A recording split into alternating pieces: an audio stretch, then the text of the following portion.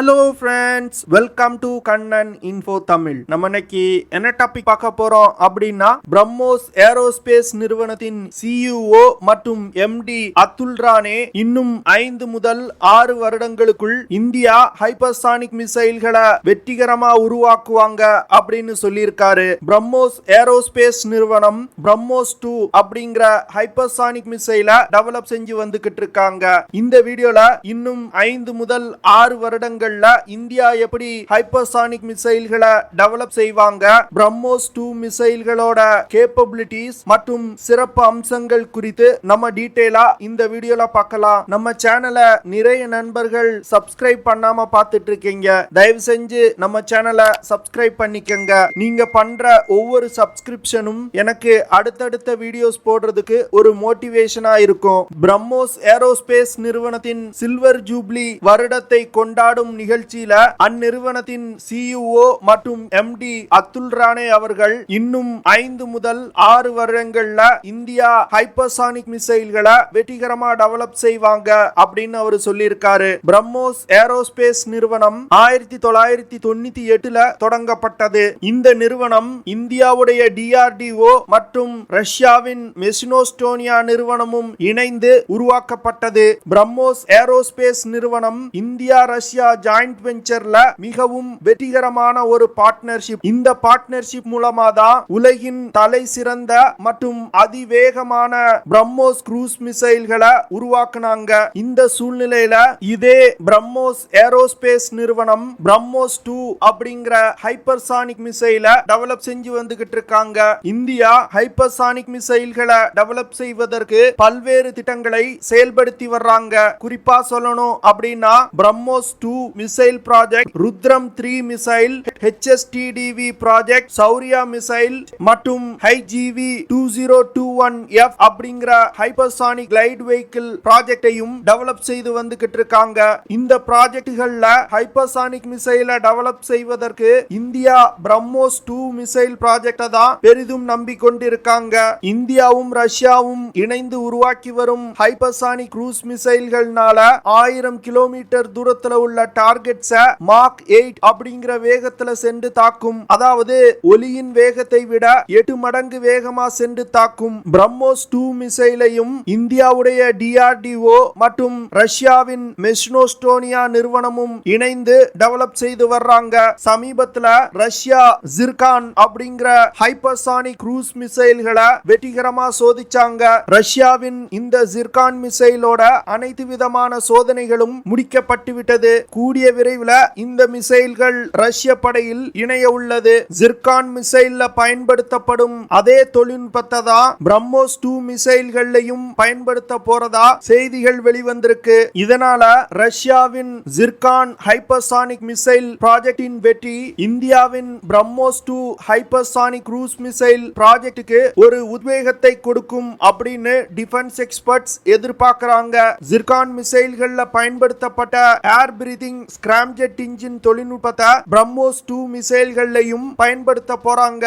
India உருவாக்க உள்ள Brahmos-2 மிசைல்கள் தற்போது பயன்பாட்டில் உள்ள Brahmos-1 மிசைல்களை விட 2 மடங்கு அதிக வேகத்தில் சென்று இலக்கை தாக்கும் வகையில வடிவமைக்கப்பட்டு வருது. தற்போதைய நிலையில் ரஷ்யாவின் இந்த ஜிர்கான் மிசைல் தான் உலகின் ஃபாஸ்டஸ்ட் ஹைப்பர்சானிக் க்ரூஸ் மிசைல். இந்த மிசைல் ஒரு manoeuvring winged hypersonic cruise missile. Zircon மிசைல்கள் 2 ஸ்டேஜஸ்ல ஆபரேட் ஆகுது. முதல் ஸ்டேஜ்ல ஒரு சாலிட் ஃபியூல் இன்ஜின் கொண்ட ஆக்சிலரேட்டர் மிசைல் ஜிர்கான் மிசைல ஒரு குறிப்பிட்ட உயரம் வரைக்கும் கொண்டு செல்லும். இரண்டாவது ஸ்டேஜ்ல திரவ எரிபொருளை பயன்படுத்தி ஸ்கிராம்ஜெட் இன்ஜின் இயக்கப்படும். இதற்கு பிறகு இந்த மிசைல் ஹைப்பர்சானிக் வேகத்துல டிராவல் செய்ய ஆரம்பிக்கும். ஜிர்கான் மிசைல்னால குறைவான உயரத்துல பறக்கும் பொழுது 250 முதல் 500 கிலோமீட்டர் தூரத்துல உள்ள இலக்குகளை தாக்க முடியும். அதுவே செமி பாலிஸ்டிக் ட்ராஜெக்டரியில பறக்கும் பொழுது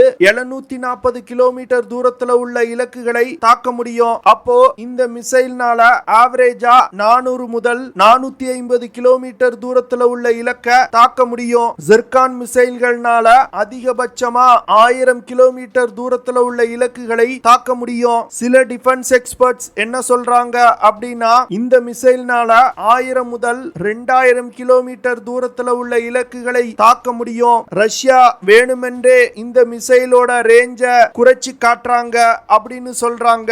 ஜிர்கான் மிசைல் மாக் 8 முதல் மாக் 9 வேகத்துல பறந்து சென்று இலக்கை தாக்குறதுனால தற்போது பயன்பாட்டில் உள்ள எந்த ஒரு ஏர் டிஃபென்ஸ் சிஸ்டத்தாலும் இந்த மிசைலை தடுக்க முடியாது. ஜிர்கான் மிசைல் அட்மாஸ்பியருக்குள் பறக்கும் பொழுது வேகம் மற்றும் காற்றின் அழுத்தம் காரணமா இந்த மிசைலை சுற்றி ஒரு பிளாஸ்மா கிளவுட் ஃபார்ம் ஆகுது. இந்த பிளாஸ்மா கிளவுட் ரேடியோ வேவ்ஸ் மற்றும் ரடார்கள்ல இருந்து வர சிக்னல்களை அப்சர்வ் பண்ணிக்கிடுது. இதனால இந்த மிசைல எந்த ஒரு ரடார்னாலையும் கண்டுபிடிக்க முடியல.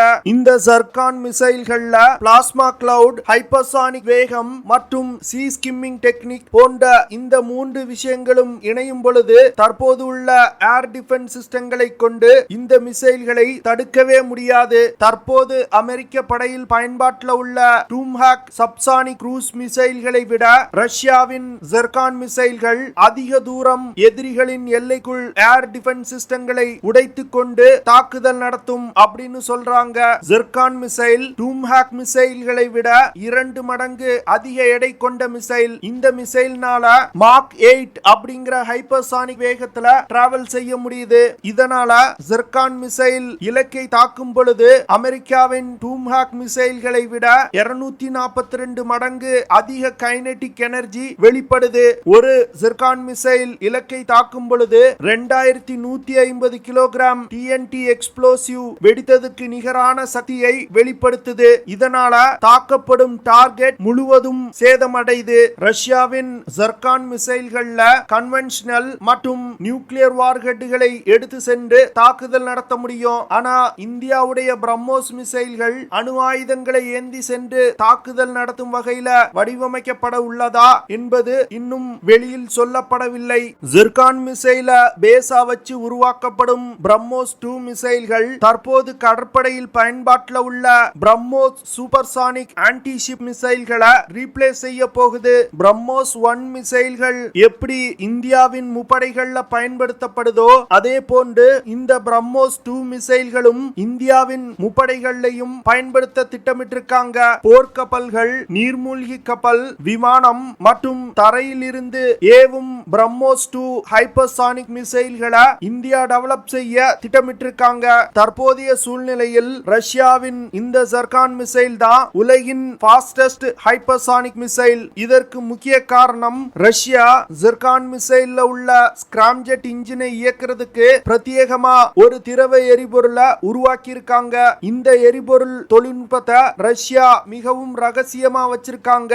இந்த திரவ எரிபொருளின் காரணமா தான் ரஷ்யாவுடைய ஜிர்கான் மிசைல் இவ்வளவு அதிவேகமா டிராவல் ஆகுது அப்படின்னு டிஃபென்ஸ் எக்ஸ்பர்ட் சொல்றாங்க. அடுத்து பிரம்மோஸ் ஏரோஸ்பேஸ் நிறுவனம் 1.6 டன் எடை கொண்ட பிரம்மோஸ் NG அப்படிங்கிற ஏர் லான்ச் பிரம்மோஸ் மிசைல டெவலப் செஞ்சு வந்துட்டு இருக்காங்க. இந்த மிசைல்னால 290 முதல் 400 கிலோமீட்டர் தூரத்துல உள்ள டார்கெட்டுகளை தாக்கி அழிக்க முடியும். இந்த மிசைல்கள் தற்போது இந்திய படையில் பயன்பாட்டில் உள்ள அனைத்து விமானங்களையும் ஏர்ஃப்ரேம்ல எந்த ஒரு மாற்றமும் செய்யாமல் பயன்படுத்தும் வகையில டெவலப் செய்யப்பட்டு வருது. பிரம்மோஸ் NG மிசைல்ல பயன்படுத்துவதற்காக இம்ப்ரூவ்டு ராம்ஜெட் ப்ரொபல்ஷன் சிஸ்டத்தை பிரம்மோஸ் ஏரோஸ்பேஸ் நிறுவனம் டெவலப் செய்து வந்துகிட்டு இருக்காங்க.